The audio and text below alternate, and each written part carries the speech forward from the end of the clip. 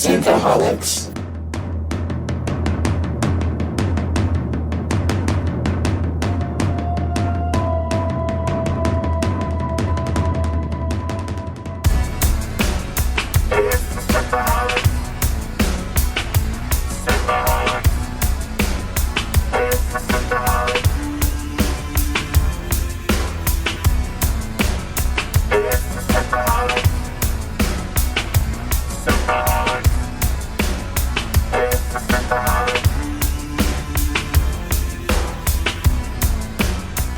Welcome to Synthaholics. Thank you so much for downloading this episode.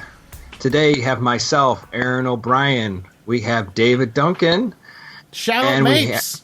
Shout out Mapes. And then we have our returning guest, Guy Davis. Hello, Guy. Hello. Thank you for having me on board. Yes. So guys. Kid Rock. What? Hey, we talked about Kid Rock a lot 4 years ago when we talked about 8 Years Till Sanctuary. KB, or what was his name? Casey? Oh, I forgot. Yes. Yeah, oh my God. But he was Kid Rock. You went back and listened to that episode. I listened to that episode the other day, and I can't remember his real name because we called him, ever since I started calling him Kid Rock, that pretty much stuck the rest of the episode. Yes, that's because he did look like Kid Rock. So, guys, this episode we are talking about the Deep Space Nine episode, Far Beyond the Stars.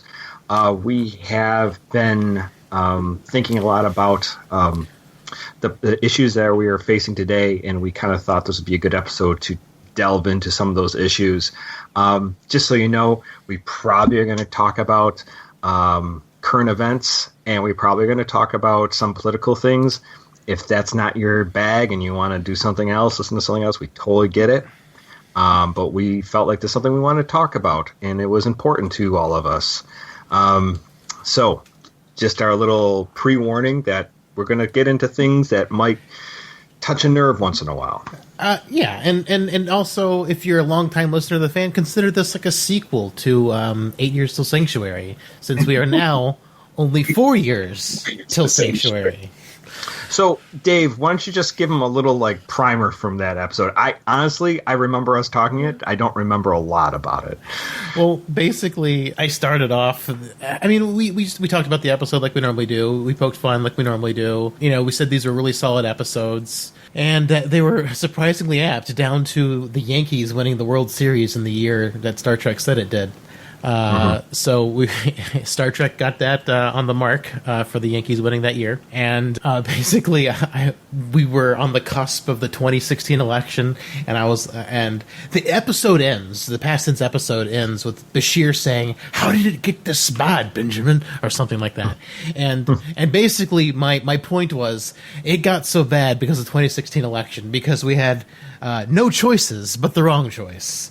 Right. Every choice was wrong, and that's how I felt personally. I'm sure some people felt the same way as me. There was no good choice, and some people abstained to vote, or some people voted one way or the other just because they didn't like the one person more or less. My opinion personally was they were both not good candidates, and I didn't want to vote for either one of them in good conscience. And, you two both had your own opinions on that as well, but that was kind of where I went with, and that was my answer to Julian's question. 2016 election, this is why we get sanctuary districts. Right. Yeah, so that was, and I do recall that episode, and we were thinking oh my God, wonder if it's going to turn out like that. And it kind of has. I mean, they aren't the Bell riots. Guy was just telling me about the Bell riots being one of the most looked at pages on Memory Alpha. Memory Alpha right now. So it's that's a little disturbing, guys. I know. So, Guy, explain to people if they don't know what the Bell riots are. The Bell riots were in the episode Sanctuary, or in the episode. Sorry, not the episode Sanctuary. The Sanctuary episodes, which is a two-parter that we're talking about here. The Bell riots were started by there are a series of riots that took place in September of 2024. They started in San Francisco's District A Sanctuary, and they were started by a guy named Gabriel Bell, who we all in the episode was played by was played by Benjamin Sisko, who was played by Avery Brooks. Right, yeah. Right. Right, because that's part of what's going on in past tense 1 and 2. Mm-hmm. But it had said but the point was there's a bunch of riots because these sanctuary districts were where poor people were being effectively locked away. Yeah. These it was were Escape social from New York on a outlets. bigger scale. Right. But it was for their own good, right? Yeah, right. And we had the gimmies and the dims. Yeah, the gimmies, the dims, and the ghosts were the 3 slang terms that were there. And last time, Guy presented himself as a dim. Right, I was dim. I was totally You were the dim. Yep. So was I the gimme? I don't remember. Aaron was the ghost. Right, you had all 3. This is because I'm so light skinned. That's why. Oh, gotcha.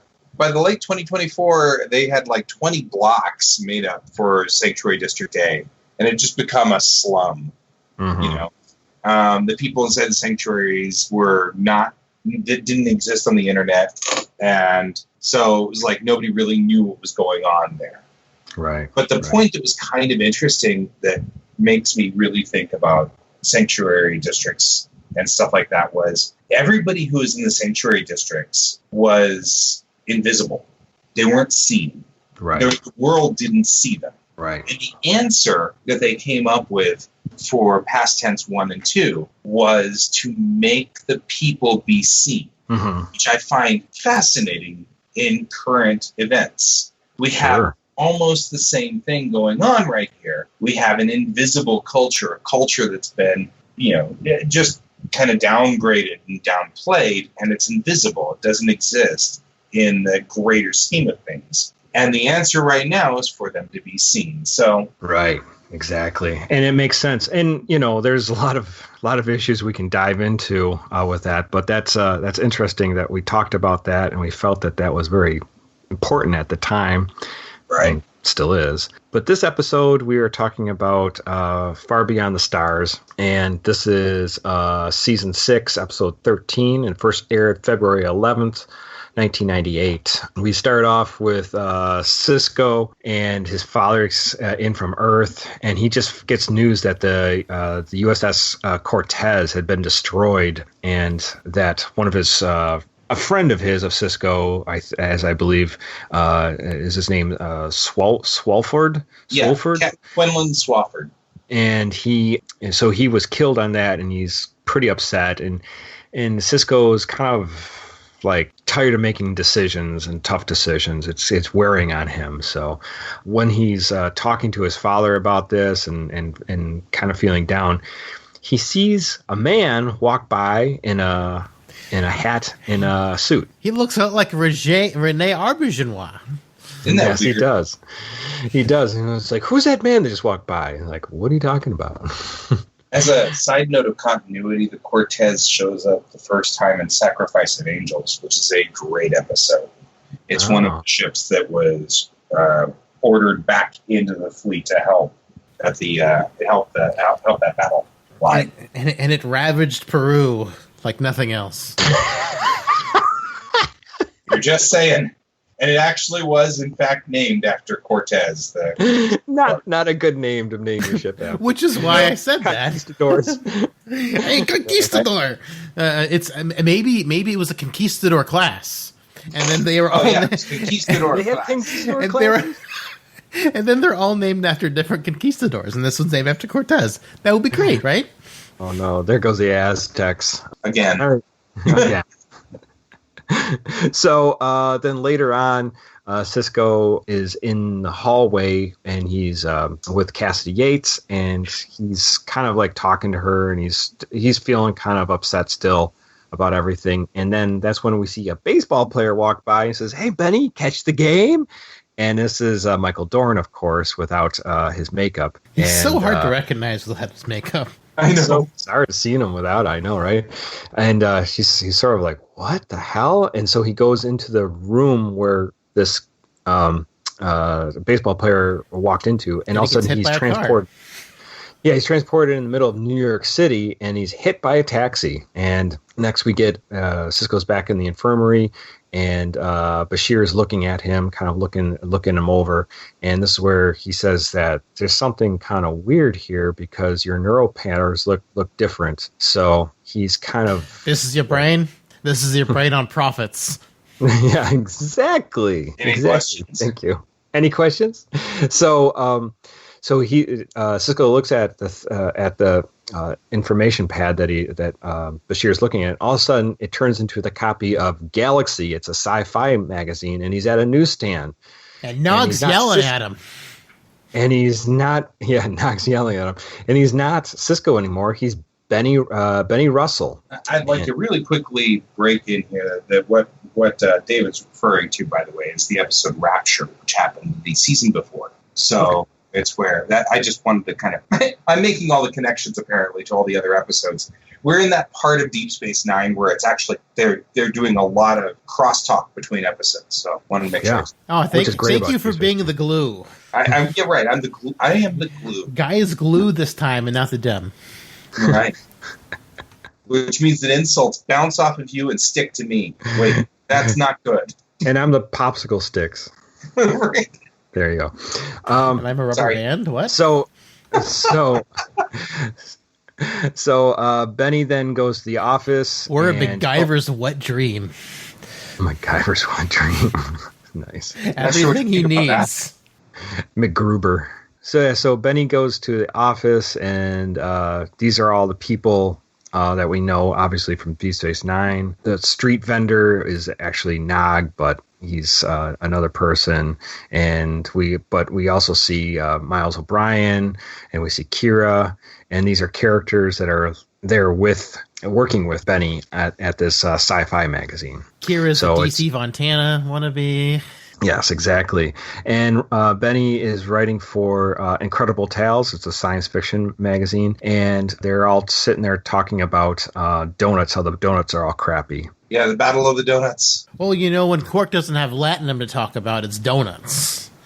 Well, they're kind of interchangeable. And this is when Martok, or the illustrator, shows up with a bunch of sketches that he did for them to base off their ideas. And one of them is a space station.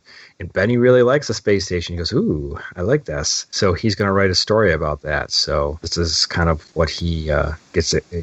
Like something about that triggers his imagination. So it's like a 1950s take on Deep Space Nine. It's pretty cool looking. Yeah, it is.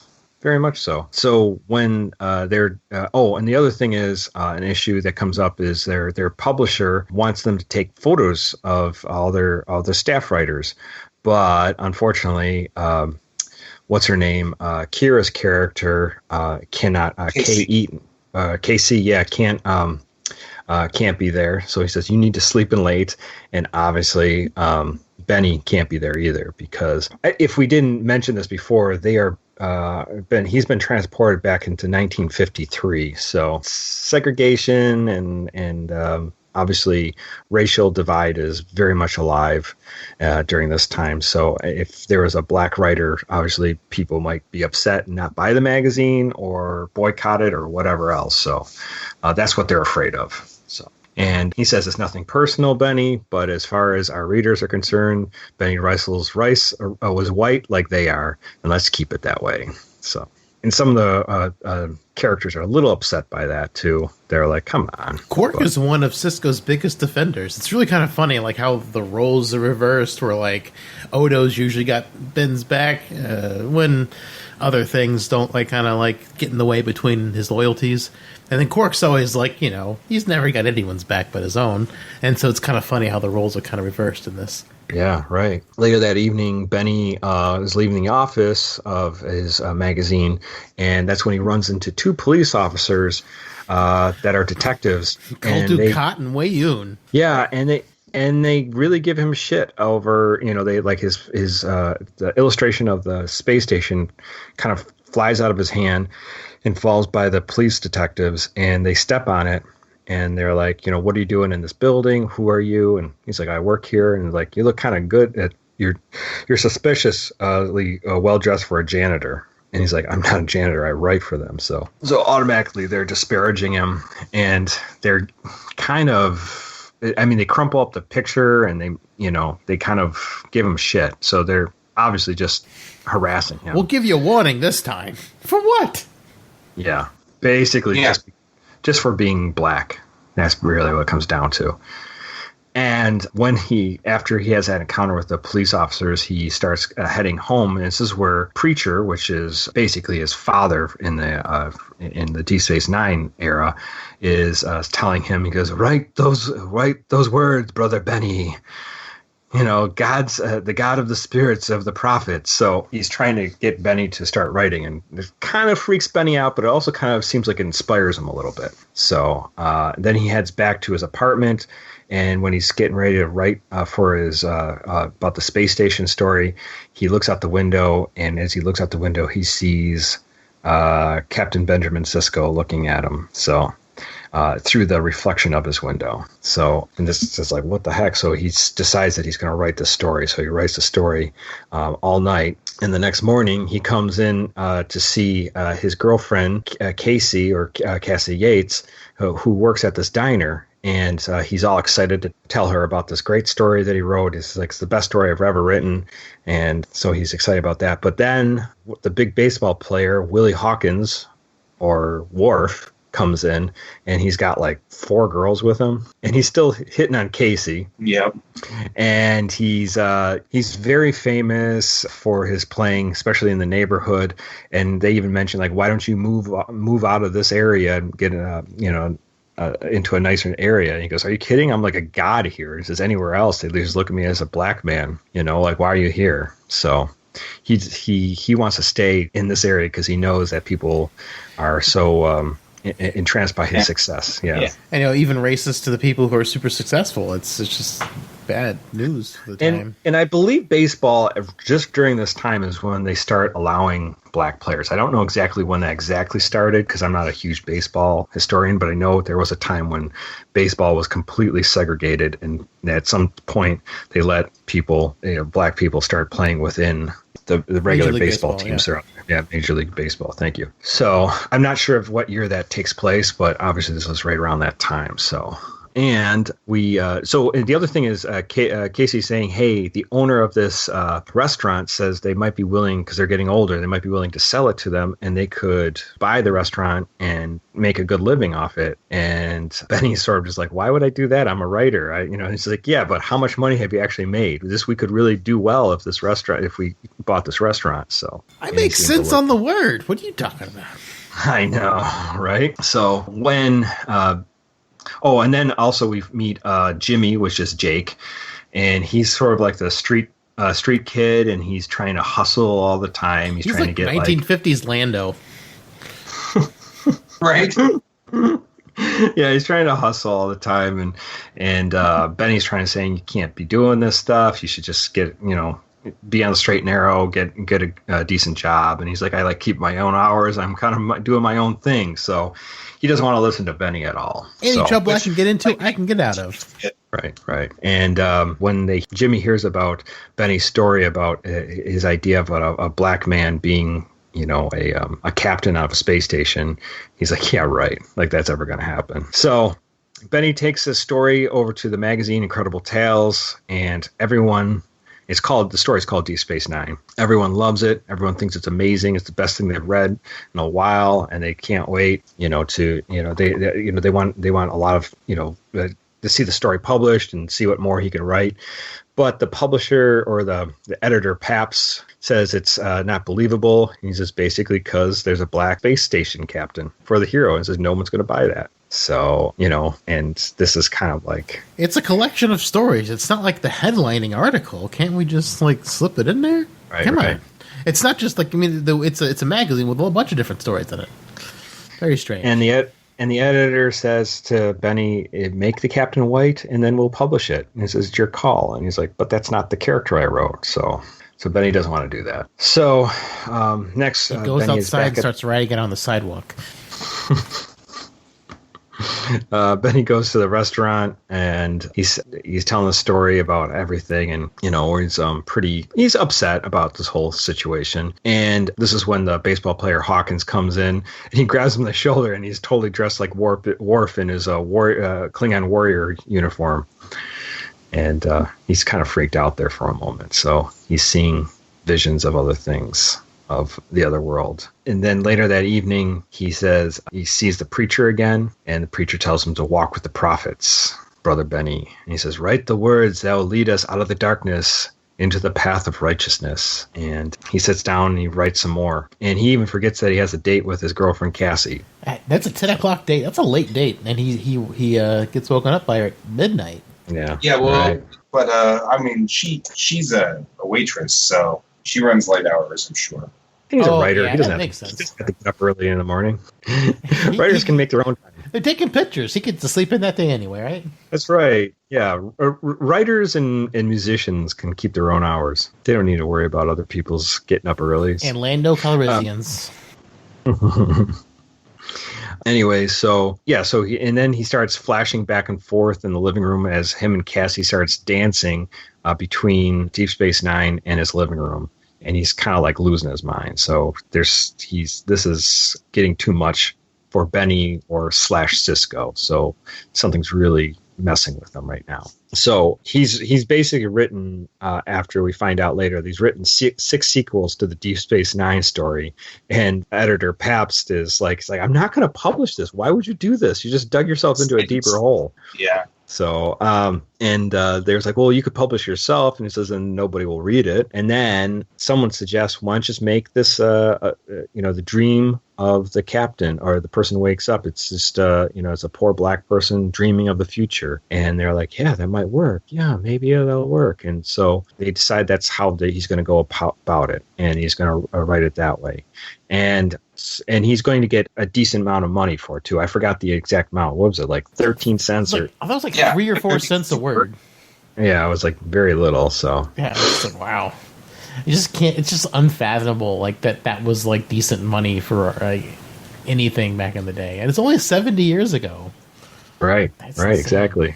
Can't even buy gas for cents. So Benny's really excited about this. So he goes to the restaurant and tells Cassie, and they were going to go dancing and everything. So from there, he runs into the preacher again, and he says, "The path of the prophet sometimes lead into darkness and pain." Brain pain. And this is when they're just leaving this dance club, and they hear gunshots in the air, and Benny runs out and sees that it's his street friend Jimmy, and has been killed by those 2 police detectives from before. That was giving Benny a hard time when he left the office, and when Benny gets really upset, obviously, that Jimmy is killed, the cops just start beating the crap out of him. Yeah. So he's all beat up. And next we get kind of a fast forward. I think it's a few weeks after everything happened. And Benny's still beat up, and he's walking with a cane. And he goes to the office because his story is supposed to be printed, and they're going to get the first hard copy of the magazine. And when he gets there, they find out that there will be no magazine this month. And the editor says that the owner saw the stories from Incredible Tales, and he pulped the whole thing. And he says it doesn't meet their usually high standards. And then Benny goes, "Tell me what it is." It's basically because Deep Space Nine had a black man as a main character. And he's like, "Yep, that's what it was." And BT Dubs, you're fired. Yeah, exactly. And by the way, clear out your desk. Well, and when what he says, Paf says, is it's not about what's right; it's about what is. Yeah, exactly. Right.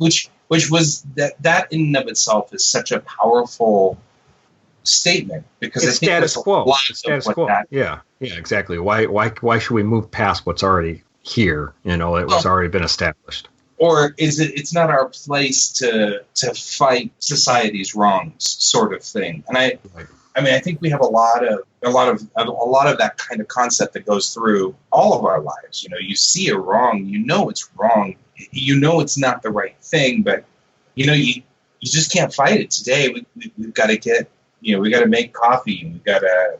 Well, there's other things here that you have to. There's your work. There's your family. There's we've got things in your life. Aspects, which is how good people let bad things happen. Right. Exactly. And I think that one line is so powerful, and it's such a critical line to this entire episode. Right. Yeah. No, that's exactly what it is, and Benny just loses it, and says, as any rational person probably would in this moment. Right. I'm like, this is like one of the things that's so funny, because Avery Brooks, I generally feel like, is like William Shatner, somewhat of a scenery chewer. As an actor, he chews scenery. That's the term that's used for people who overact a little bit. But in this instance, he does such a good job that it looks, you can just see him falling apart. You know what I mean? And it's just beautiful and terrifying and horrible, and it's all of those things all at once. Just imagine if he had to do how many, I don't know, I didn't read the memory off on this. I don't know if he had to do multiple takes on this, but just imagine how emotionally draining doing this over and over and over till you got it the way you wanted it. He was the director on this episode. Oh, well, maybe he just didn't want to take. I don't know, but just that would be so. Got it. Yeah, did exactly what I meant to do. Nailed Everybody it. can just go now. Well, I don't know. Just talking with Aaron Gray at her panel a couple of years ago, Nickel City Con. It was just like that the actors have to go through these scenes, and it's like it can be emotionally draining. And this is one of the most emotional scenes. That's basically just a one-man show at this point that I've ever seen. Probably it's just it's over the top, but it fits, and it's so heartbreaking. Yeah, just seeing and Benny screams out. Benny screams out and says, "You cannot destroy an idea. It's an ancient knowledge. You can't destroy an idea. That's the future. I created it. It's real. Don't you understand? It's real. I created it, and it's real." And he just whether he knows for a fact it's real or if he just feels like this idea could be a reality. Idea is real, yeah. So, but Benny collapses after that of probably exhaustion. He still is wounded from his altercation with the police, so obviously he's all still beat up. So who knows how his body physically is holding up.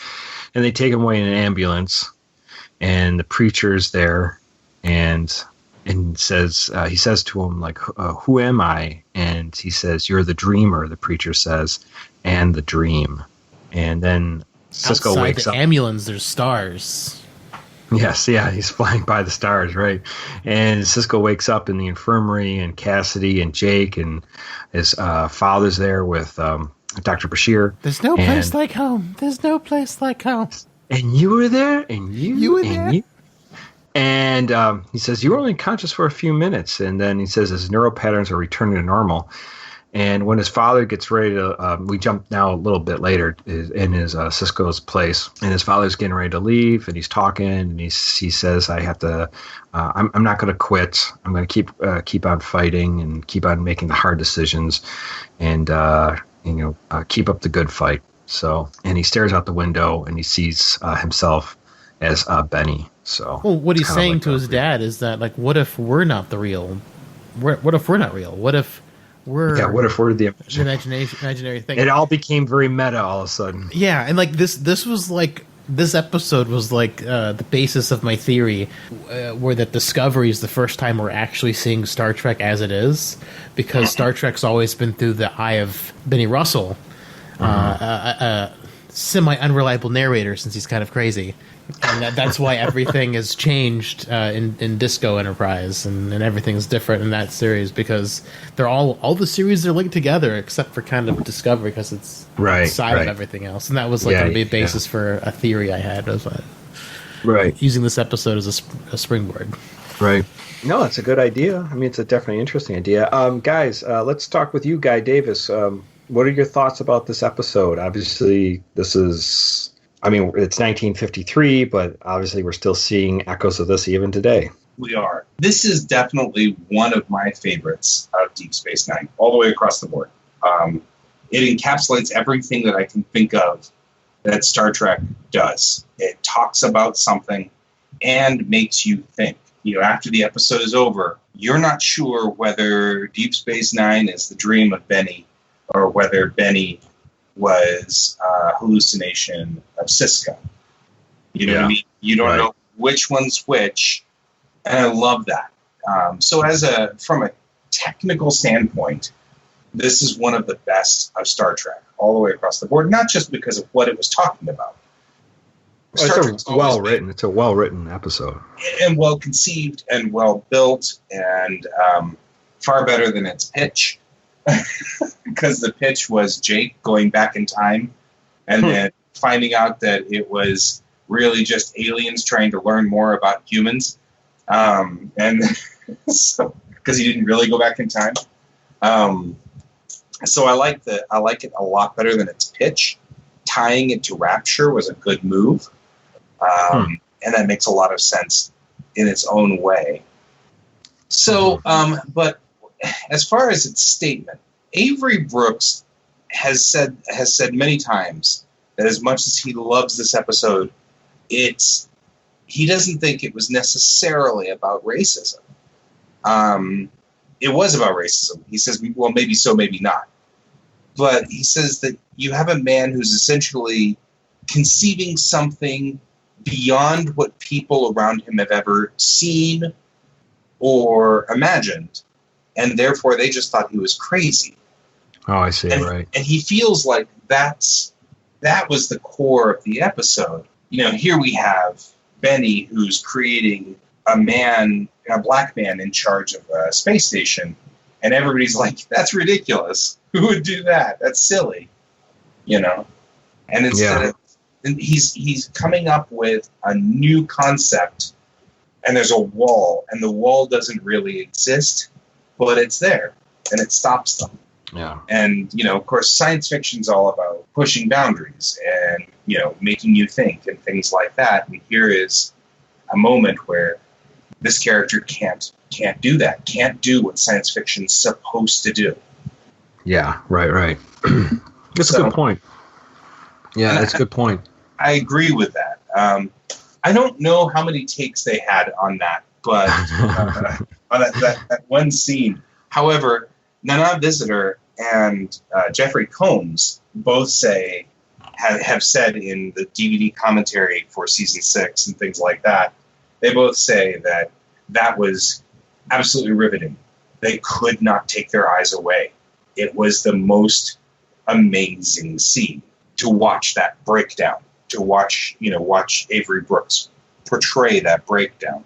Mm-hmm. So I don't know how many takes it was, but whatever the number of takes, nobody so much as breathed in that entire shot. It was so stunning. Mm-hmm. So I don't know. I mean, it's Avery Brooks says that this is his favorite episode, and I don't blame him. When asked what he thought about this episode or what he could do to make this episode better, he said make it a 2-parter. He wished he could make it a 2-parter. Mm-hmm. And to some degree, we get that later on this seasonal or this construct comes back. So, but Brooks isn't in charge of that. So, but it's a great episode. Now, referring to what we were doing today, I think more I'm sad that we are seeing the same patterns. Yeah. You know what I mean? Not only was this 1953, but this episode is 25 years old. Yeah, exactly right. I mean, you look. Yeah. We're talking about 70 years from when this episode was supposed to have taken place. Yes, exactly. But the episode is 25 years old too. Right, exactly. And we're still seeing these problems and we're still seeing these issues. Maybe some things have changed somewhat and gotten better, but yeah. But we're still seeing it. Yeah. We're still seeing it. And I think that bothers me more than anything. Star Trek has very much always been about the black and white divide.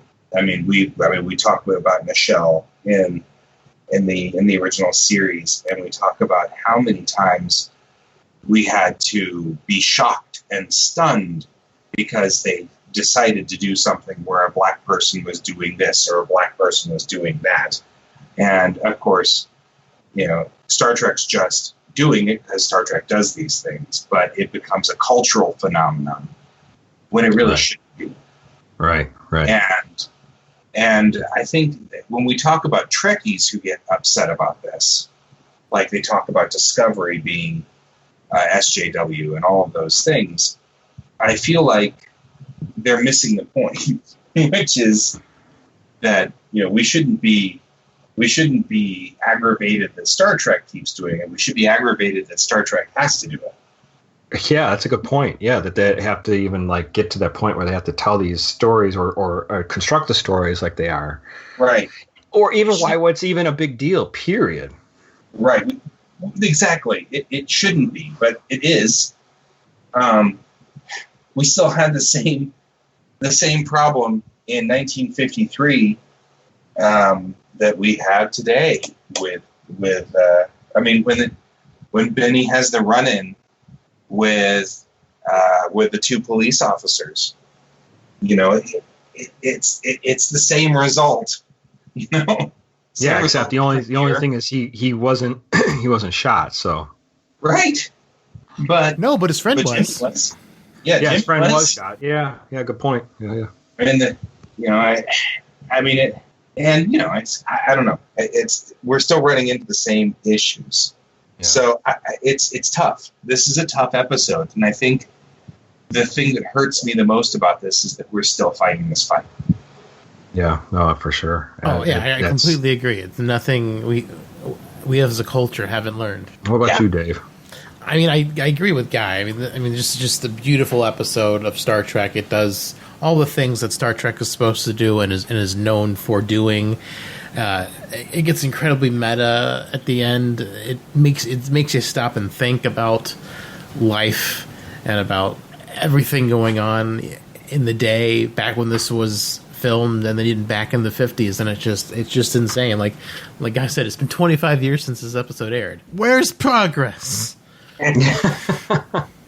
Exactly.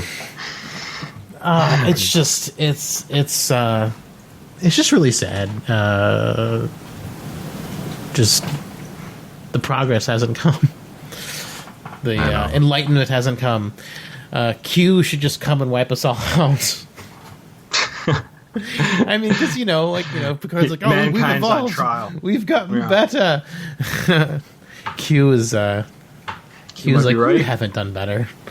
I don't know. Yeah. How about you, Aaron? Your thoughts? I know we talked about this, and I think Guy was on that episode where I mentioned the Stanford prison experiments that happened in 1971.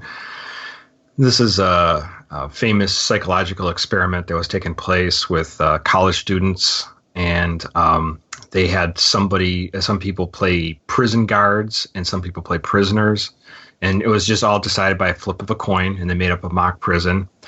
And within hours, that the guards became completely authoritarian and started subjecting some prisoners to psychological torture, and some prisoners just accepted the abuse while others tried to resist. And it's one of those textbooks things you learn about, like Psychology 101 when you go to college. And then I believe they did the same experiment with the United States Navy and the Marine Corps, and they filmed things for that. And apparently it's the same kind of things were kind of like discovered, that the prison guards start to embrace authoritarian personalities, and they try to exert control over the prisoners, and it got ugly, basically. And I just wonder if that's just how we're hardwired, or something about that. I don't know what it is about humankind that you give them the authority, you give them the uniform, you give them the badge, and maybe you start off with the most best intentions, but something about you twists in your brain that you're like, I got to keep these guys under control, and I will do anything I can to do it, or I will do anything. And maybe also you get like a PTSD over all the years of serving as a police officer and dealing with those issues. So I have a thought about that. Yeah. It's cultural, and I think it's cultural to us. I've dealt with a number of police now all over the world, and I've got some great friends that are with the DPD. My mom was a probation officer, and my sister even was a cop for a while. So I've got a lot of insight on how the police work. But it's a cultural phenomenon that's somewhat unique to us. Japanese police are totally laid back. They're amazing. They're very funny, extraordinarily polite, and even in situations where life and death is going down and things are getting really scary, they're very efficient, they're very professional, and they will apologize for handcuffing you and putting you in the back of a car. You know, Have you been arrested in Japan? No, I've never been arrested, but I did. It sounds like you have. A guy used to hang out with the Yakuza. He got arrested once or twice. I was a total Yakuza nut. No, I mean, they gave him all his tattoos. That's where they all come from. That's how you got that face tattoo, right? Exactly. I tried to make it look like Chakotay. It didn't work. There's nothing I can do about it. I'm sorry. You showed them a really blurry picture. Right? You know, it looks like Pose. All I had was like a little teeny phone at the time. Technology was bad. Now you look like Mike Tyson instead.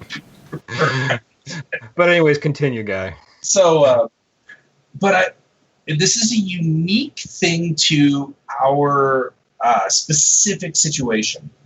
I was thinking about Malcolm Gladwell, who writes a bunch of very fascinating books. Right. In one of the books he writes, it's David and Goliath, he talks about the social contract that we have as a culture. And in a social contract, you have to have trustworthiness, you have to have neutrality, and you have to have modeling. Those are the three functions that must occur to make a social contract between two people. You have to trust that the other person is, trustful, obviously, that makes sense. You have to trust that if judgment is handed down by a society, it's neutral. And you have to, or at least as neutral as you can make it.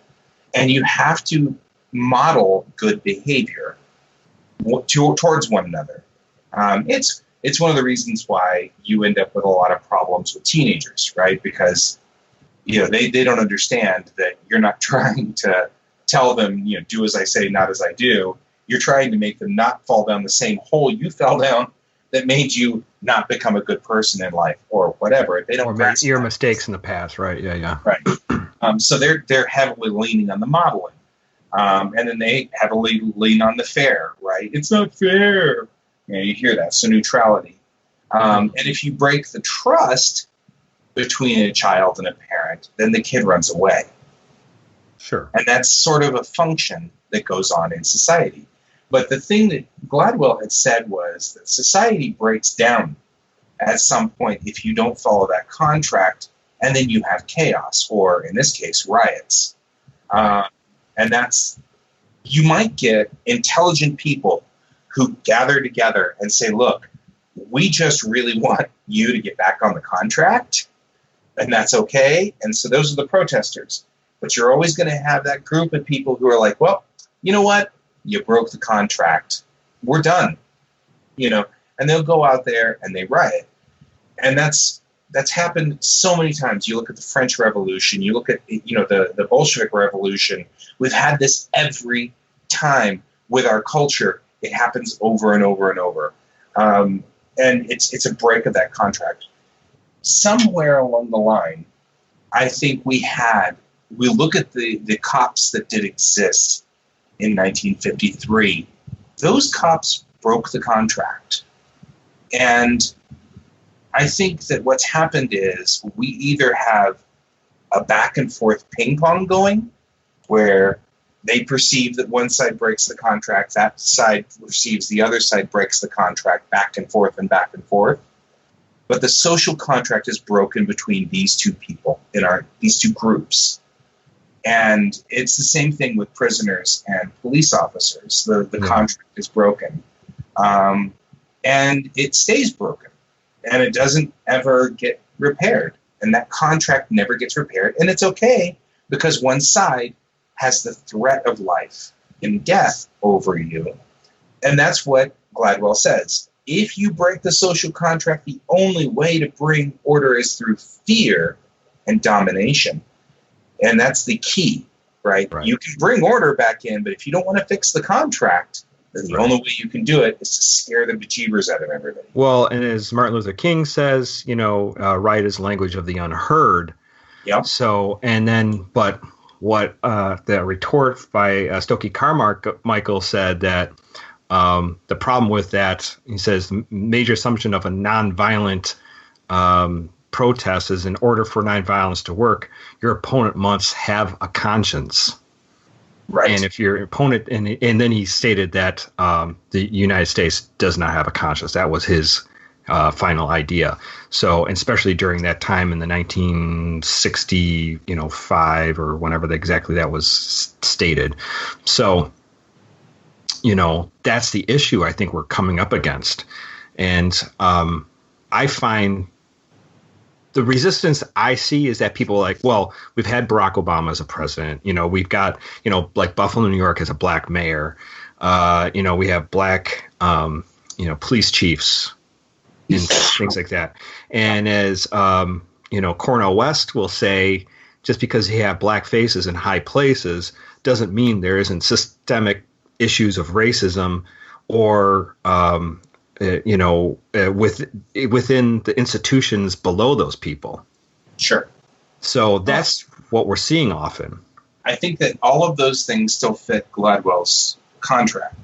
Right. I feel like we are finding right now in society all the way across the board that we have a lot of people and a lot of different, it's not just Black Lives Matter versus cops. I'm seeing this in a lot of different strata where we feel like the contract's being broken.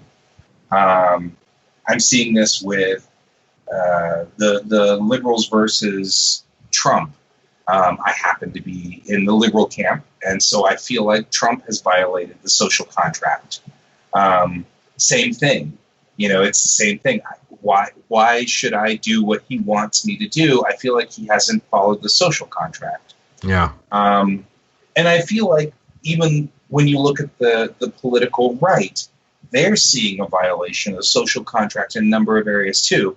And I think that they're finding it to the point where they feel like they need to get armed and be prepared to get into a civil war almost because they feel like the social contract is so broken. And this is answering a lot of, like, why is it friends that I know and love and are very beloved to me are conservative and believe all of these things that I don't believe in, which seems so obvious and straightforward. And it explains a lot of things if we think that the social contract's broken. Well, and General Mattis, who was the Secretary of Defense of Trump, and a general of the Marines, just recently came out. His quote was, "Donald Trump is the first president in my lifetime who does not try to unite the American people. He doesn't even pretend to try. Instead, he tries to divide us." Yeah. And says we are witnessing consequences of 3 years of this deliberate effort. We are witnessing the consequences of 3 years of without mature leadership. We can unite without him and draw on the strength inherent in our civil society. And he goes on saying basically that the American ethos was unity, and then and he was saying that when we fought against World War II and the Normandy invasion, the Nazi slogan was "Divide and Conquer." Yeah. And the American answer was, "There is union in union. There's strength." So. Yeah. And that's really what it comes down to. If we're going to continue to play politics, and like as you're saying before, Guy, with, yes, I have friends that are conservative and I have friends that are, are Trump supporters. And, a lot of that doesn't bother me because I know we're always going to disagree on certain things. And I can get like I can have a debate with a friend about, tax rates, about foreign policies, and we might not disagree, Yeah. but when we're talking about the idea that, that police brutality doesn't exist, or that, black people, or any people of brown color are not being mistreated in this nation, then I'm sorry, we can't have that conversation anymore, because I just don't understand what radio station you're tuned into, what TV station you're tuned into, that you can't see that these things actually happen. Because if you speak with a friend, a coworker, somebody who is an equal, not somebody that you're a boss over or you can report and make their life a living hell, somebody you can have an open conversation with, like, who's a person of color, and say, how do you feel when a police officer pulls you over? How do you feel when you're, you have to interact with the police? Do you get nervous? Do you scared? And a lot of them say, yeah, I do get scared. And I have to have talk with my children saying, if you ever get pulled over, you have to be absolutely respectful and hope that nothing happens. Because we've seen video after video of some people that are literally just taking their wallet out to give them their license, and the cop on it, empties their clip into them. So, I mean, we can't have that. If we can't even agree on those things, that's when I start saying, well, there's no conversation to be had anymore. Right. Well, and that's a rule of escalation, I think. Yeah. For me, I feel like we're in a new era of racism. I feel like this isn't Jim Crow. I mean, I feel like, so I'm a Southerner. I come from the South. Mm-hmm. I've seen Jim Crow racism up close and personal, right? I've seen people say, it's funny how TV portrays racism. That's one of the reasons why I love Far Beyond the Stars. That's real Jim Crow racism. When we see racism on TV and things like that, it's, we can't let him in here, he's black. That's not the way it worked. That's never the way it worked. It's the old guy who has the black person that's sitting across from him, and he's just saying, tell my Negro that he can't do that. You know what I mean? And that's what you get, this uncomfortable, creepy stuff. I remember I was probably 4, maybe 5, but it affected me greatly. There was an old man, and we were in, I want to say Huntsville, Texas, which is not Huntsville, Alabama. We were in Huntsville, and I was with my grandpa. And that was what happened. He had this it was this old guy. He was very old. So this would have been mid to late 70s, right? Mm-hmm. And so this old guy was probably born right around turn of the century, 1900. Right. And this old black guy, and he just kept giving the black guy orders. And the black guy just said, yes, sir. Yes, sir. Mm-hmm. Mm-hmm. It wasn't a matter of, it wasn't like he was bought. He wasn't purchased. He wasn't a slave. He just had nothing. And you could see it in his eyes. I was 5, and I could see it in his eyes. The guy's life was gone. It had it was gone. And it was so devastating to me that I still remember now, 40 years later, I still remember the look in that guy's eyes. Yeah, he's just taking orders. He's not even a person anymore, because he's kind of shut that part of his brain completely off. Right. And that's Jim Crow racism. That's the racism that's the stuff that hurts. That's the stuff that makes you mad. I feel like what we are suffering from now is a different problem. Nobody here looks at a black man and says, he's not equal to me. I mean, I'm sure we've got a small squadron of a group of people like that. I'm positive of it. But I don't hear that tone. I don't hear that sense. What I hear is black people are scary. That's what I hear. Yeah. I hear the division that came from the same kind of stuff that I hear from Hitler. Whenever I hear Hitler talking about Jews, making them into the enemy. Right. Somebody is making black people into the enemy. They are terrifying. They are scary. They are. Around the turn of the 1900s, we had anybody familiar with blockbustering and redlining? Yeah, exactly. Redlining. That's where you take a neighborhood and you say this neighborhood's black and this neighborhood's white, and real estate agents won't sell you a house if you're black in the white. Banks won't give you loans. Yeah, banks won't give you a loan. Well, what they did with that, one of the things they did was raise the prices of black housing to the point where it required 5 or 6 families to live in one house. And you have to have a home, so there was no choice. There was no way for them to capitalistically vote with their dollar. So they just accepted the fact that there were 5 or 6 families in a house. Around the turn of the century, that meant that you had 20 people, 25 people in a house with maybe 1 bathroom and possibly 2 sinks if you were lucky. So we got the reputation that black people were dirty. It didn't help that, you look at a black person's hands and their palms are a different color than the backs of their hands, so that there was a visual cue to it. And black people became dirty, and in our culture they were smelly, they were, and it helped. That was part of that pre-Jim Crow racism that was built in, but it echoes in society. They're different, they're scary, they're terrifying. There's all of this stuff. Right. We built up all these, I don't know what you want to call it, but mythologies around them.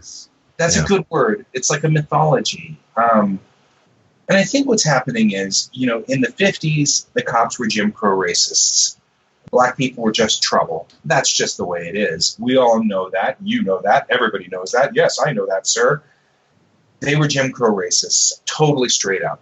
The black people were always responsible for the problems. Then as time evolved, though, the civil rights movement has been having an effect. People are starting to get wise to the fact that black people aren't dirty, that they're not always the ones who are causing the trouble, yada, yada, yada. But somewhere we have this fear that black people are terrifying. And I think that part of it has to do with posturing. When you're terrified, you posture. And the police terrified the black people are posturing. That makes logical sense.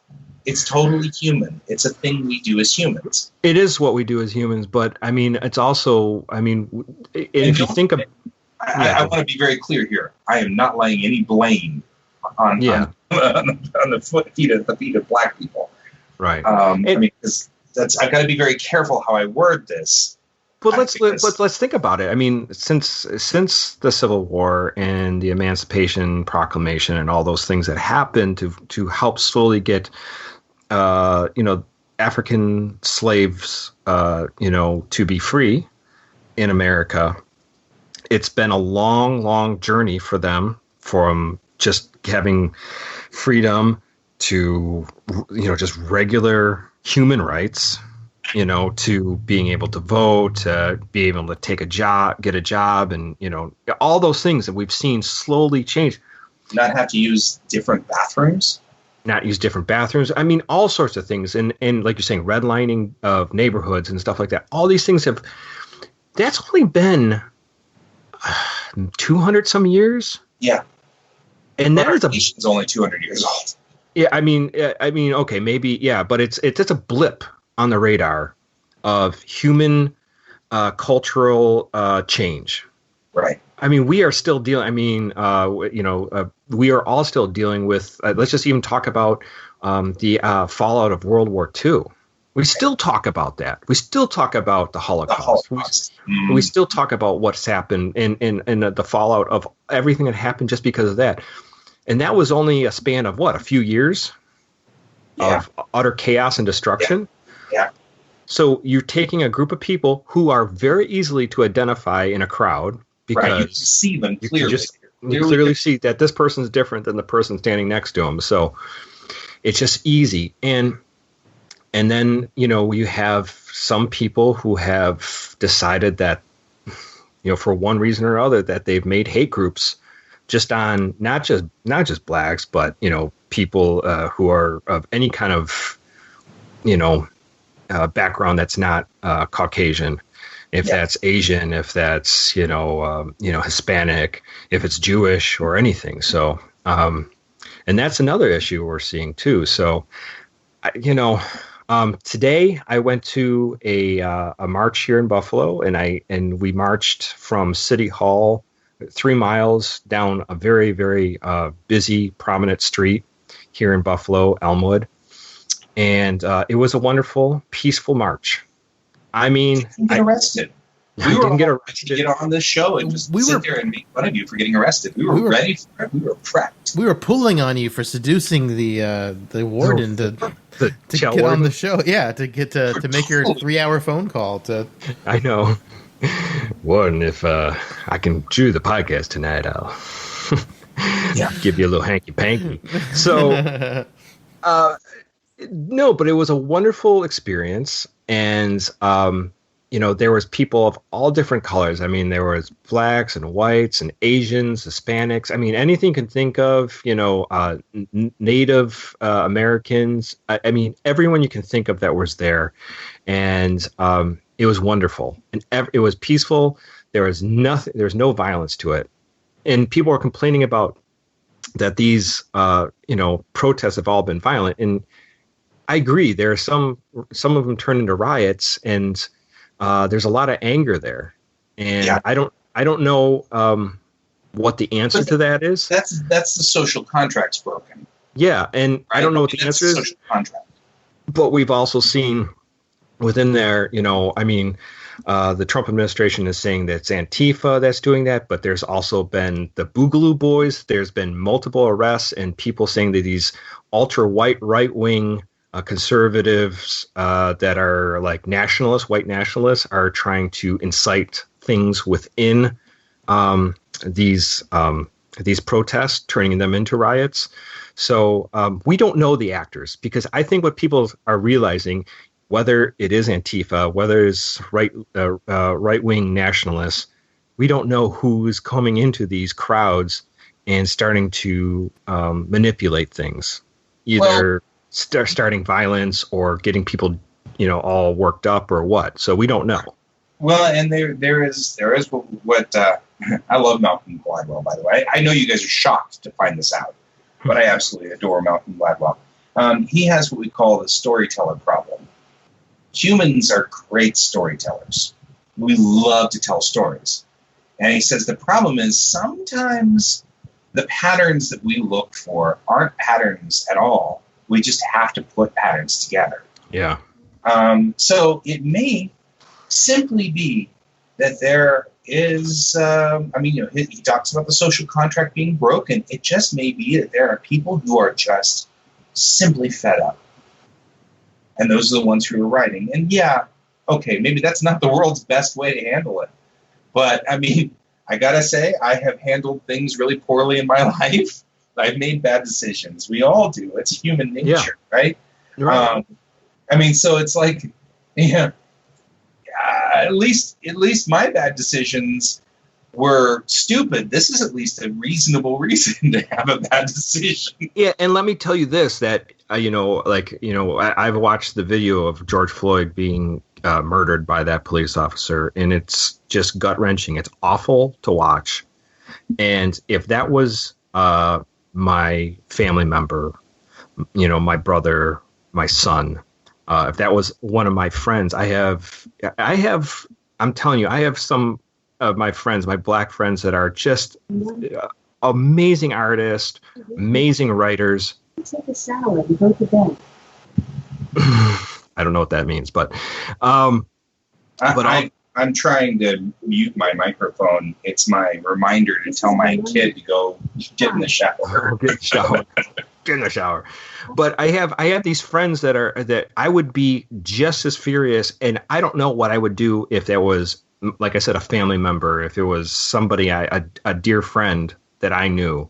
I don't know if I could be held responsible to how my actions would be. Right. And then now take that and compound that if that was, 200, 500 years of mistreatment, generations after generations after generations. Right. And look, I don't think every police officer is bad by any stretch of the imagination. Heavens no. I just think what we have is some people who have either PTSD. I mean, some people are just raging racist, which is possible. I think some people have anger issues or all sorts of issues that they're grappling with, and that's a huge issue. Another problem with the police officers is, a lot of them don't live in the neighborhoods anymore. They move out. They're not. They can. There's no law to say you have to live in that neighborhood. And if you're not in that neighborhood and in that community, maybe you don't know what's afflicting it. And I don't want to naysay that, but I have been in close contact with a DPD officer, Denver police officer, and he's pretty upset right now because, of course, a lot of, he's desk bound at this moment. That just happens to be where he is. There wasn't anything. He didn't do anything. He just happens to be right now sitting his station is at a precinct desk. And he's like, every night I'm hearing officer down, officer down, officer down. Yeah. And he's like, this is really rough for me. Yeah. Somebody is taking out cops in this. So I feel like I said before, you get posturing, and the posturing is threatening, and then the other side postures, and that's threatening, and then the other side postures back, and that's threatening, and it only escalates. Escalation. It only escalates to a point where it is all-out warfare. It's a war, and I mean, anybody who's learned Sun Tzu, or any of the writings of Miyamoto Musashi, we've known for thousands of years about the fact that escalating stress between two sides just needs one match to start the fire. Yeah. I mean, this is a tactics thing. I don't know. When I talk to this particular friend of mine, he says, we go through so many psychological evaluations all the time. And he says, so it's really hard for me to believe that just 15% of us are all raging maniacs with gun problems, because every one of us has to go through psych testing all the time. They weed those people out. And so I'm looking at this and saying, I'm thinking this is more what you were talking about earlier when you were talking about the Stanford study. Yeah. There's a bouncing back and forth of fear here. The fear is rising, and people are becoming unreasonable. I think about you remember, like 4 years ago, there was an autistic kid who was sitting in the street, and he had a truck, and he was surrounded by like 12 cops. I don't remember this. Yeah. And his social worker went out there, laid on his back, put his hands above his head, and said the kid is unarmed, and was trying to get the kid to put down the truck. Okay. And then somebody shot him. Jesus. One of the cops shot the social worker. Jesus. Right? And the social worker, we have it on video, he's lying on his back with his hands in the air saying, don't shoot me, I'm unarmed, he's unarmed, I'm a social worker, I have a PhD. He's like, what? Yeah, like what? And, I mean, later when they asked the cop, why did you shoot him? The cop said, I really don't know. Yeah. And I mean, I saw the video. The guy was seriously somewhat perplexed and confused. Yeah. Why did he shoot him? He didn't know. I mean, obviously they drummed him out. They fired him. They, all that stuff. Yada, yada. And the poor social worker lived through the whole thing. He's fine. And actually, he has kind of a decent sense of humor about it. I got to give the guy props. Yeah. But that's not the reaction of Jim Crow racists. You know what I mean? That's not the reaction of somebody who's like, oh, all black people are evil. That's the reaction of someone who's terrified, who's scared. Yeah, fundamentally. Yeah, and on top of that, too, is just, like here in Buffalo, I don't know if you saw this guy, but there was an older gentleman, 75, that was part of the Black Lives Matter protest, right. And they came to clear out the area, and they just pushed this guy. And it's national news. Yeah, he fell down. National news. Check it. Yeah, he fell down, and he's bleeding out his ears. It's like and look, I mean, there are some people are with conjecture saying this guy, which he is, he's suffering from cancer, and he has been a lifelong, activist protesting all sorts of things. And some people are saying, well, he's just a troublemaker, period. But regardless, you literally have a military force in front of you, and you're shoving an old man.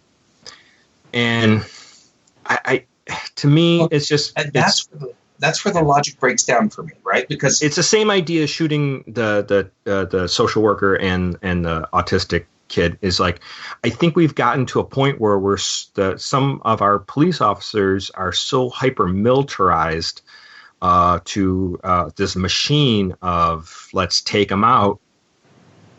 It's not like, hey, old man, step aside. A friend of mine is a former Marine, and he posted a post from another Marine who had said, when, it has a picture of this Marine with some kid in an Arab nation somewhere. I don't know where, but he's got him tight-on, so he's got his hands secured, and the Marine's got his hand up through his arms, and he's holding his neck down, and he's walking him to the prison, right? Mm-hmm. And he's like, look, we were literally in a war zone. We were literally being shot at. These people really did want to kill us, right? And we still had rules that we could not engage them. We had to subdue them and put them in a prison cell. And I realized at that point in time that it's about who is your threat. Yeah. And the U.S. military is not threatened by a bunch of Arabs. I mean, yeah, IEDs blow up and they take out cars and people are killed, but a soldier knows that that's what a soldier does, and death may... Well, it's got to be scary. It's terrifying. But you know that you're there for that. That's your job. And it's one of those things where, in that instance, these aren't your enemies per se. They're not the ones that you've grown up saying that they were enemies. Mm-hmm. These are people you got to deal with. It's like going to work. I'm not terrified of my boss.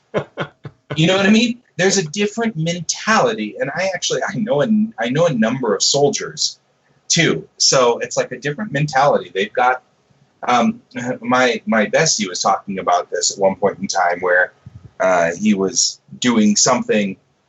He's been in the Army for 25 years, and he was up on the roof in Iraq, and he was not up on the roof. It was an orphanage. He was trying to fix the doors in the orphanage because he's with the Corps of Engineers, and these guys came over and started shooting at the orphanage because the military was there. Jesus. And he was like, I was so aggravated because I needed my carpenters, but they were my best snipers, so I had to put them on the roof. Jesus. And the way he said that was so nonchalant. Right. It was like I couldn't use my carpenters because they were on the roof shooting right. And it was so nonchalant. Mm-hmm. And it was just, it's the same thing. My sister was in the Army for a while, and she was over in Kosovo and Bosnia and that mess. And she was doing the same thing. It was like I had gate guard duty, and this M1A1 tank pulled up next to me and just started tracking something, and it was so loud, and it was just so irritating.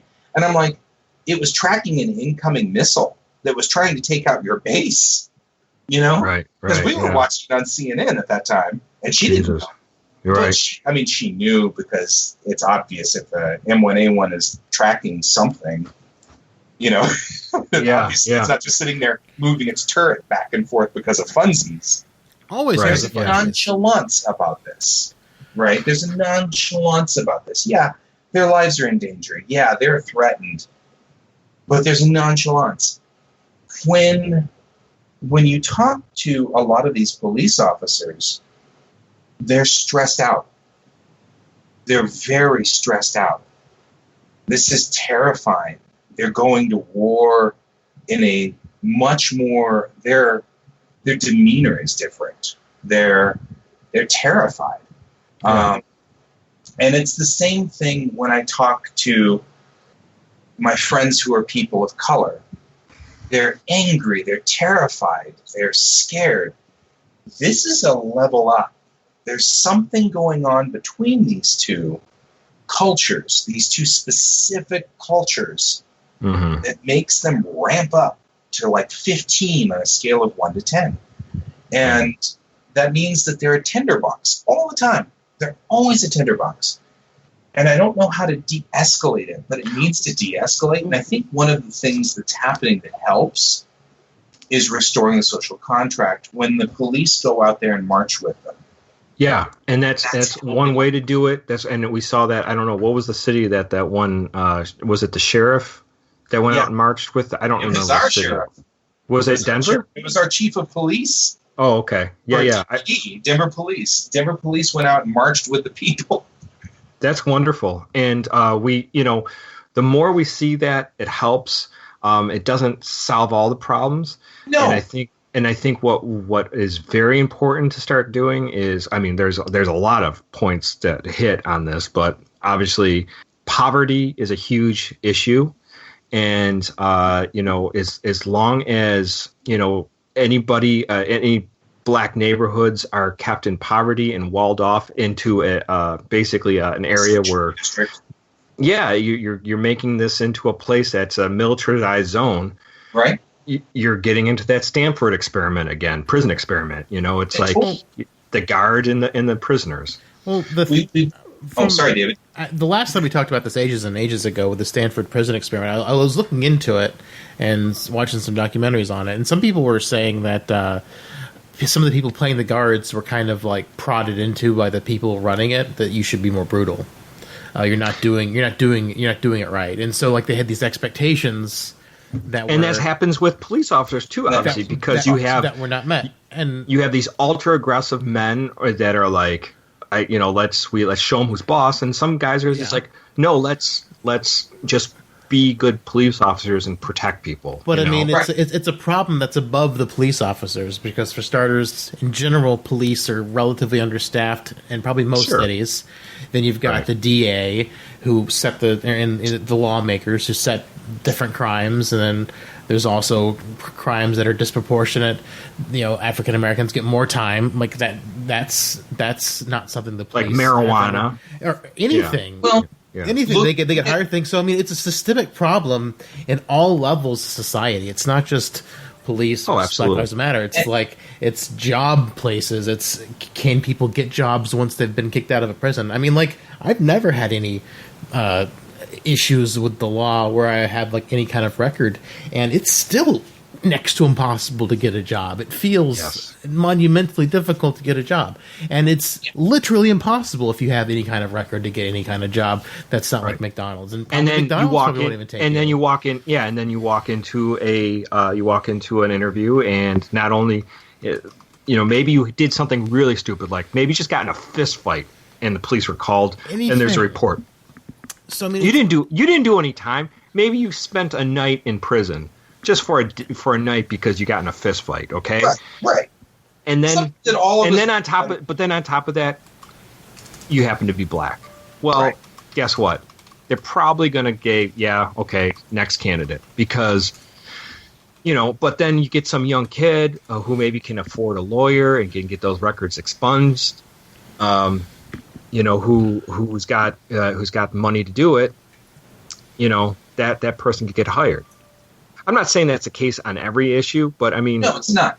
But look at when we talk about Gladwell's 3 rules for society, right? We needed trustworthiness, we need neutrality, and we need modeling. If you look at that and what you all have been talking about, both of you have been talking about the neutrality part, right? And neutrality isn't in any Rock level of Turner. our system. And I totally agree with you, Guy, that it's a breaking down of the social contract, and it's broken down on almost every single level. And it needs to be corrected at every single level. Correcting it at one level is not going to do a damn thing. Right, exactly. I mean, because part of this is like, I've seen this before, and it's absolutely true. Brock Turner raped a woman, and he got 6 months. yeah, George Floyd just tried to, even if you think that he was guilty, he just tried to pass a counterfeit 20, and he lost his life. right. Right? I mean, that's not neutral. That's not neutral at all. Well, people with more money can get away with murder because they can hire Right. better lawyers. Like, look at the Jinx documentary. The guy hired 2 lawyers and got away with murder and dismemberment. I mean, Right. granted, he only charged him for dismemberment, but he got away with the murder part because he had 2 really expensive lawyers. I mean, like, there's no equality in justice. Our justice system isn't blind like it's supposed to be. I mean, the reason why Madam Justice has a blindfold is because she's supposed to be equal. And it's the expectation. It's part of our social contract. It's part of what makes us a society, is that the expectation that if I were to try my, one of my, a black guy, just a random black guy for X, Y, or Z, that I would be tried for the same thing and get the same punishment for X, Y, and Z. And that's not happening. And so the contract's broken. Yeah, They can't trust the authorities. right. They feel like that there's no equality. And when they're modeled, it doesn't come out the same, right? I mean, like, that one guy who just got thrown in prison for kicking a tear gas grenade back at the cops. He got arrested for assault with a deadly weapon. Right. Yeah. Well, that's not modeling. Yeah. I mean, that's not modeling. I know, and that's the issue, is that we everything's kind of like is it someplace in Texas where you can't videotape a police officer anymore? Yep. Just stuff like that, where it's like, well, now we're just like, you're just covering your ass because you don't want to get in trouble for anything you might do. Like, what's the point of that? And I hear the dialogue a lot from my friends in blue, that the media distorts everything. And they do, and absolutely. that is very true. Yeah, I'm not going to disagree with that, but they find the media to be their true and holy villain, because the media will take those videos and only cut to the part where the guy, the worst thing the happened. guy threw 5 punches at the cop throws 1 punch, and that's the video you see, is the cop throwing 1 punch. Right, exactly. Right, and that's the argument from the side of the blue makes some logical sense, even though I don't agree with it. I can at least see it. To them, these videotaping cops just incriminates them. Well, and I can understand. I think what the only issue is which is fine, because that is very true, and we only see clips. And I saw a clip today on Twitter about some guy pointing the cops, saying, "Why are you piling these rocks where this protest is going to happen? Why are you piling them out right by the street? Why are you doing that?" And I don't know what the context are. They were saying that somebody else is going to come pick that stuff up, but why were the cops picking up the rocks and putting them in a pile? I don't know. Maybe somebody was going to come pick those rocks up, or maybe there's something more to it. I don't have the answers. I'm only seeing a clip. Right. And we I'm don't just know like, anything about what happened. yeah. And I'm just like, I'm like, I don't know what that means. Like, I get it. Like, maybe the cops are trying to get, these protesters to pick up the rocks and start throwing things so they can start bashing heads and say, see, these protesters are just a bunch of animals. Right. And so, who knows? Being storytellers. Right. Who knows? Humans are into storytelling. So I guess my point is that we're always going to have these issues where you need the police officers to obviously, be that shield against, people who are going to do terrible things.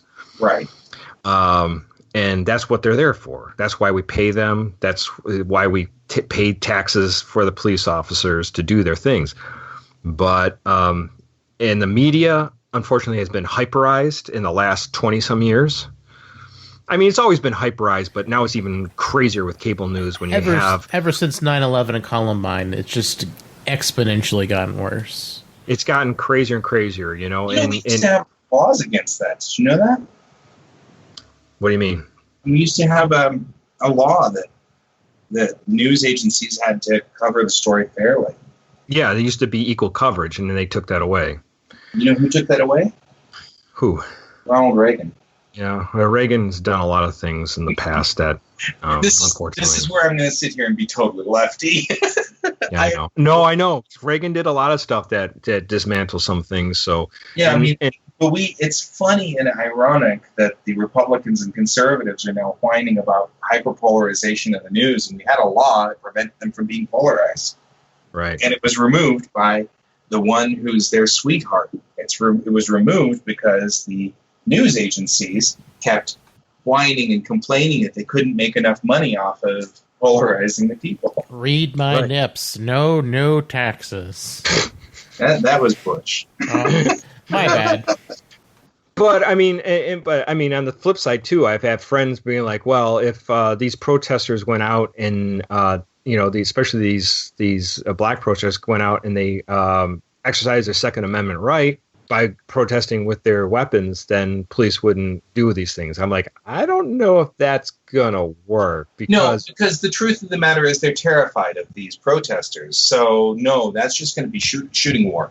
Because that happened in the 1960s because Reagan was governor, and he was governor at the time, and this is 1967, and the Black Panthers came up to the California state capitol armed, armed, bearing arms, and they passed in 1967 the Mumford Act, basically making it illegal to for them to be carrying weapons like that.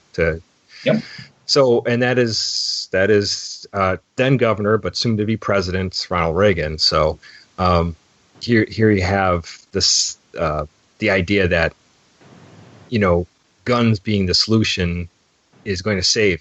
Yeah, maybe it's a deterrent for sure, but I think if you show up with that, people are going to you're going to start getting shot at.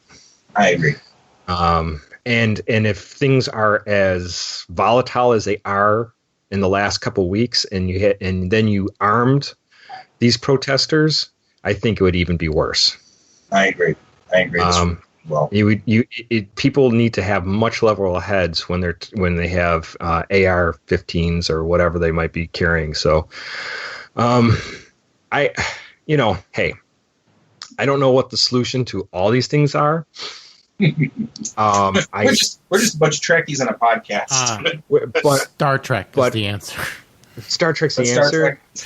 You know what they all need to do? Everybody just needs to sit down and watch Star Trek. That's just the answer, right there. Well, some really good episodes, like Past Tense. It's like, why are we dealing with this stuff again?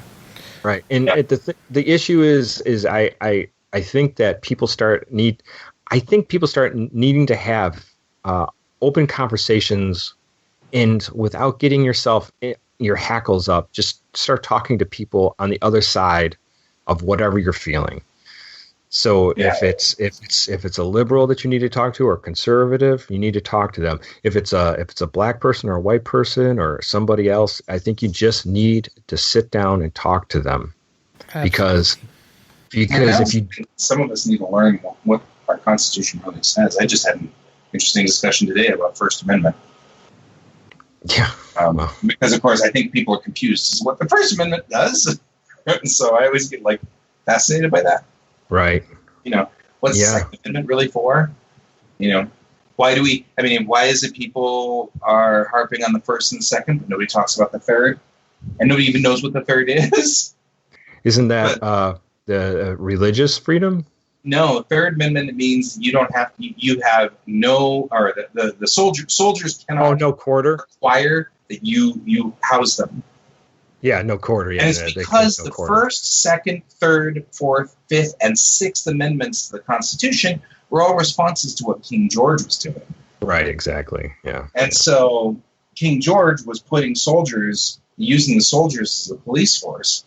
Mm-hmm. And so we had a division in our Congress, which was led by Thomas Jefferson and James Madison, ironically of different parties, back in the days when our different parties actually agreed with each other. Mm-hmm. And they were on one side, and George Washington and the Secretary of War was on the other, about a standing army. And all of that stuff is like in the Federalist Papers, and people don't read these things. They don't read the Federalist Papers. They don't read. But people have different interpretations of all those things. The Federalist Papers. Yeah, but it's very clear about what. No, I'm not saying all of them. Some they have different ways of looking at them. Yeah, and I get intrigued by what people think we were designed to do. But the truth is, the Founding Fathers were very straightforward about the concept that we should maintain the social contract. It was very big. And that's the thing that gets me, is they're so big about fear that people aren't talking about the contract. You know, when you talk about all of our amendments to the Constitution, it's all about maintaining a good model society for modeling, maintaining fairness. You have the right to a fair and just and speedy trial. Yeah. Right? I mean, that's because King George was big on just locking you in London Tower for... Stayed there forever. Yeah, for 60 years, and then you die there, and it wouldn't matter. We didn't have to try you then. Right? And it's because you have to believe that we are trustworthy and equal, neutral. And that's why you have a right to a trial of your peers. The Miranda rights reinforce that belief that you have to be neutral. You have a right to remain silent by your Fifth Amendment rights, so you can't incriminate yourself. And you have a right to an attorney, because otherwise you can't fight the fight. You have a right to a jury of your peers, so that it's as neutral as we can make it, right? Because you don't want... That's why we have warrants. You know, warrants are there because otherwise a police officer can say, David, I think you're a horrible human being. I'm going to search your house now. Oh, I got that. I got that happen to my car once. I know that happens all the time, but and that's just me. I mean, I'm the one searching your house. I'm sorry, David. I apologize. But I mean, you know, you could have... And then you get into the Fourth Amendment, or unlawful search and seizures. Unlawful search and seizure. But that's what that's all about, right? Is you have a right to have somebody else come to that police officer and say, now, wait a minute, why do you want to search David's house? Right. Right? And then the police officer has to justify it. He has to justify it. And if it turns out that all the warrants that we ever get from Judge Smith over here, he issues all the warrants only for black people, then you violated the trust and neutrality. Yeah. You know, and that's part of the reason why we have all these rules. Someone in our founding fathers understood, and has understood over the time, that this is part of the social contract. And what needs to happen is we need to start showing neutrality. You know, you need to start illustrating that we're neutral. Yeah, well, and that's the issue. And that's the issue, is that if the laws are not upheld, that social contract. If the laws aren't upheld, or if no one believes laws, it's like currency. If the money, if people don't believe a dollar bill is worth a dollar bill, it's just a piece of paper, right? You know, and same idea. If the law doesn't mean anything, if you just say the words but they don't mean anything, well, then people don't believe it anymore.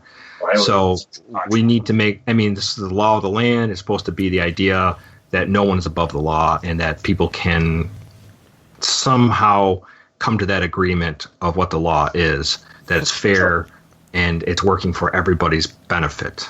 It's why our Constitution became the model for many other constitutions out there. Yeah. Well, guys, for more in-depth things on how law is kind of scary and not what you think it is, check out Serial Season 1 and Season 3. Oh, it's a podcast. I mean, if you want to see social injustice and the system failing on pretty much every single level, listen to Serial Season 1 about Adnan Syed and Season 3 about just some random city in Ohio and just how messed up like the court system is. It was meant to be a general middle of America, not any giant city on one coast or another, just typical what you'd see in a generic American city. So they went to Ohio, and it's just scary how much our justice system is failing at justice. So, not that Serial needs lots of plugs because they're one of the biggest podcasts around, but in case you haven't heard, they are amazing listens. Yeah, they are. Guys, thanks for talking about this. And if you have hung on to this amount of time, entire time, I applaud you. And God bless you, everyone. We know that this is a hot topic and maybe a third rail for some people. But we felt that this was important to talk about, especially at this time.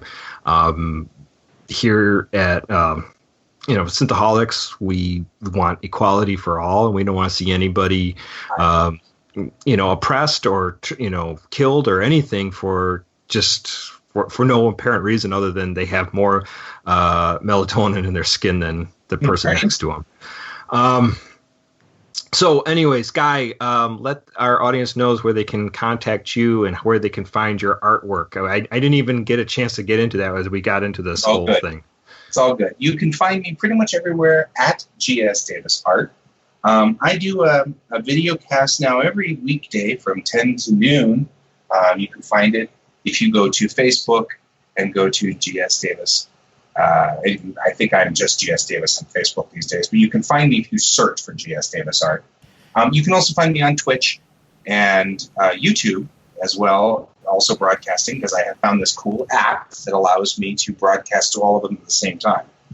So, and really all I do is I sit there and draw, and you can join me and have coffee and chat, and we can talk about things that really aren't as third rail. Absolutely. So thank you for having me on the show, though. I appreciate it. Yeah, thank you for your input and your thoughts on all this. And check out Guy's work. He's done some amazing artwork, and he's got a lot of art coming up, too. He's got some big stories he's going to tell, so I'm excited to see what he's got. As for us, you can obviously find us at synthaholics.com. If you want to retort, if you have other things to say, we do not mind hearing what you have to say. And if you want us to read it on the podcast, we'll do that too. You can email us at synthaholics@yahoo.com. You can also hit us up on our Facebook group, our Facebook.com/groups/synthaholics. You can contact us through Twitter at Synthaholic Duo. We appreciate anything you have to say. If you have something different or you have a different feeling, we would definitely love to hear from you. We know this is an important topic for not just our nation, but the whole world. And if this show is something you want to support, please go to our Patreon.com/Synthaholics, and you can throw some money that way. Guy and David, thank you so much for talking about this subject. It's heavy stuff, but I think it needs to be talked about. And thank you for giving me a forum. I've been trying to kind of lie low on this one, but I appreciate being able to say something. Yeah, no, I'm glad we had your input. And guys, it's the sequel to 8 Years of Sanctuary. We got to have an eye on. It was the three of us last time. It's got to be the three of us this time, and then in 4 more years, we can just call it Sanctuary. Yeah, I know.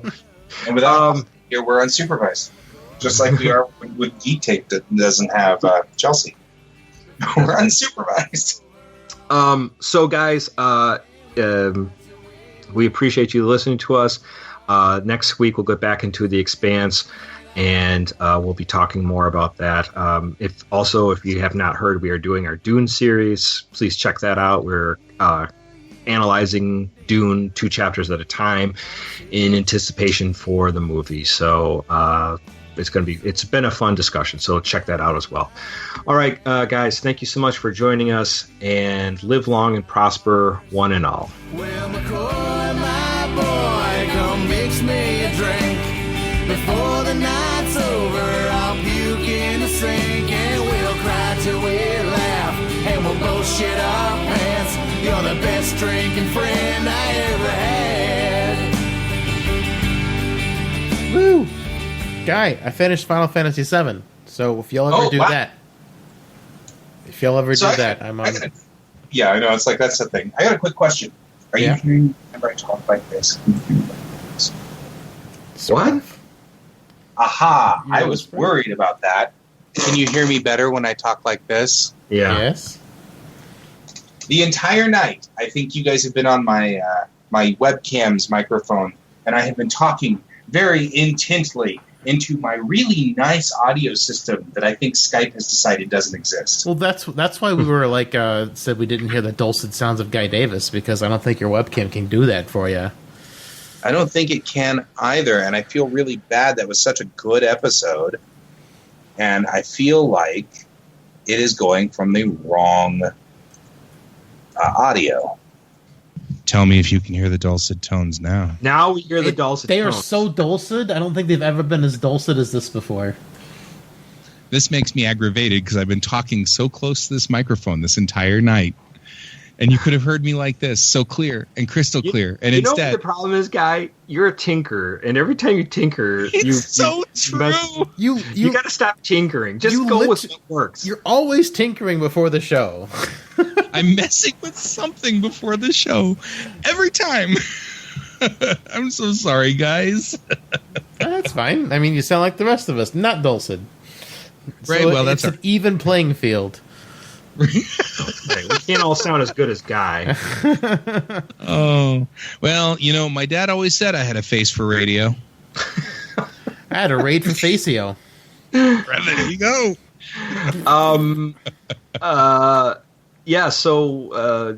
Anyways, we're gonna this gonna be the week after, right? Yeah, because Expanse comes out tomorrow.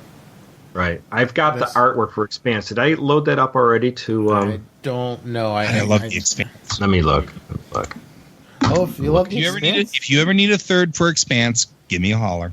Oh, okay. Nice. I am a major Expanse nut. I've read all the books. We were so pumped for Expanse. It's been so good. Experiment here. Well, I just keep bringing it up. It's a good point. It was an extraordinarily valid point. Yeah. Yeah. I mean, I liked it. It was. And I was thinking about how to make it work with what I was trying to say too. I was I was ready to just get it in there. All right. Well, Dave, let's get to work. Guy, it was great talking to you. It was awesome being on the show, guys. Thank you so much. And I'm sorry I didn't have my dulcet tones set up. Remind me not to tinker next time. It's all good. Now we'll know to hold you a higher standard. Right? Hold me to a higher standard. So we're just like, dulcet, not dulcet. I think it's so funny because, of course, my camera is behind me. So the entire night, not only was I talking, away from, far away from my camera, but I was facing away from the camera. Oh, wow. So this entire night, you've been picking up, the worst possible audio profile you could possibly get. That's funny. It is horrible.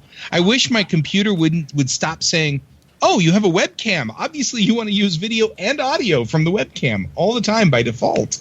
Well, I mean, every time you spoke, we could hear you. I mean, it wasn't. Yeah, it was fine. But this is so much clearer and nicer right here. And deeper.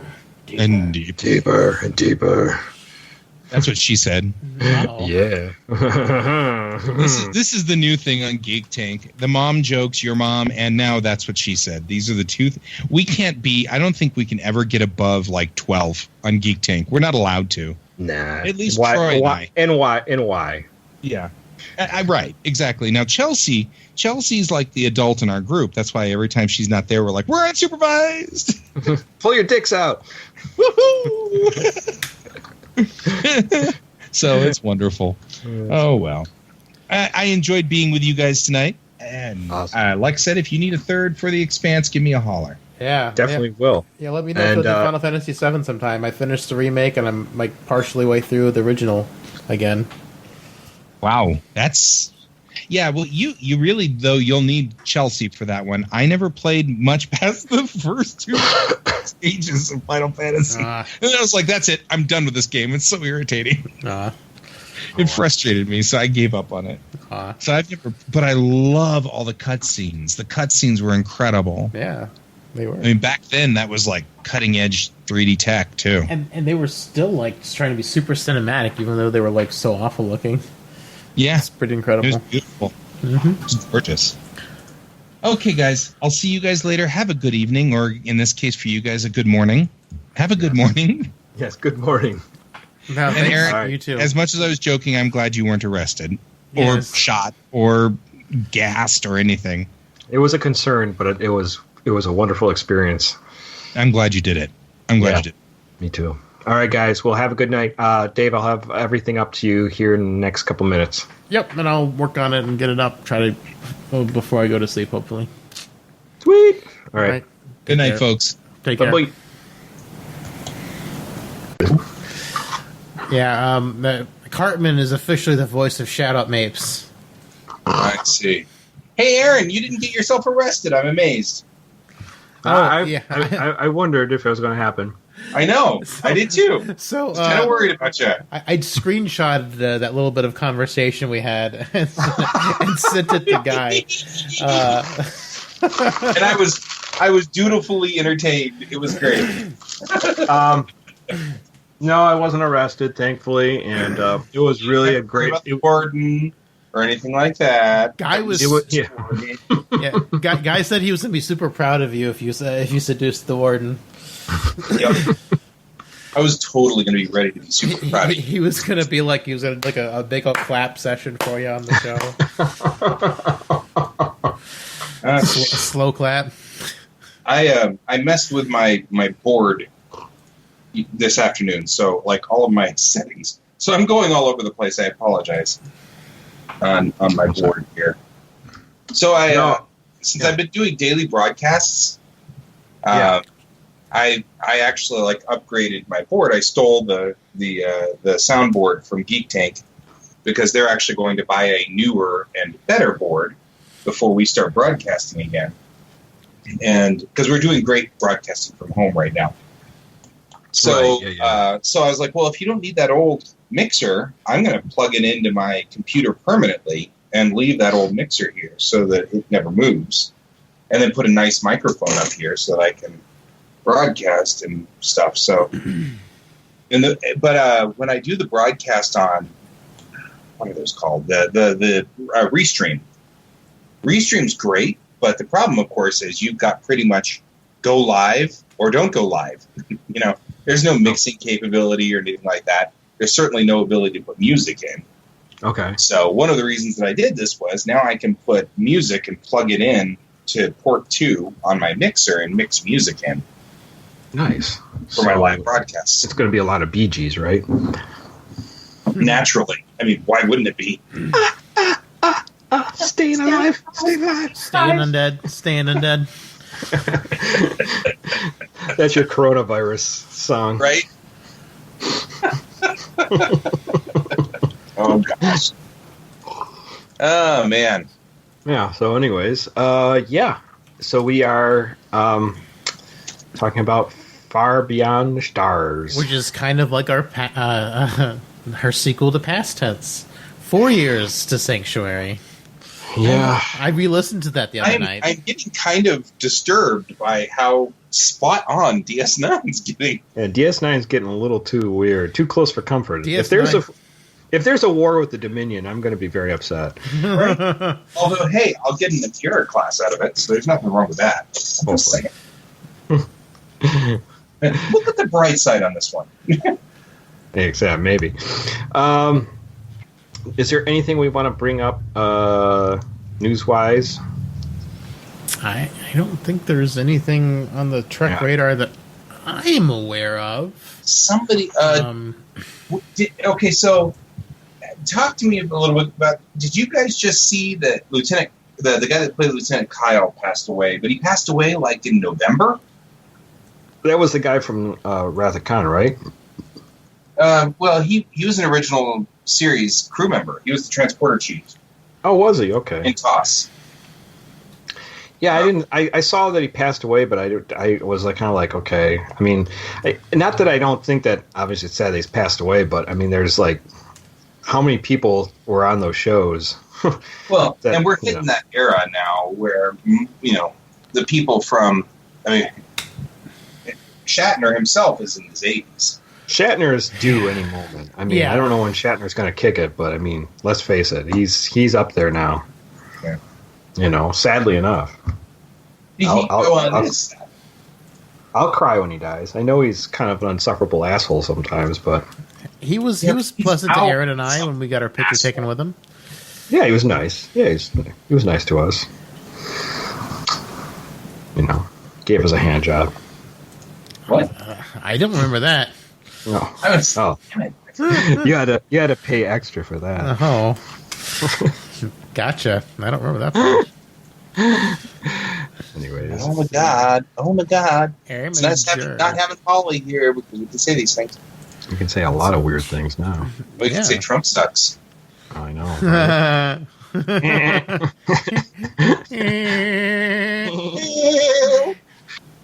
Right? I'm fiddling with knobs again.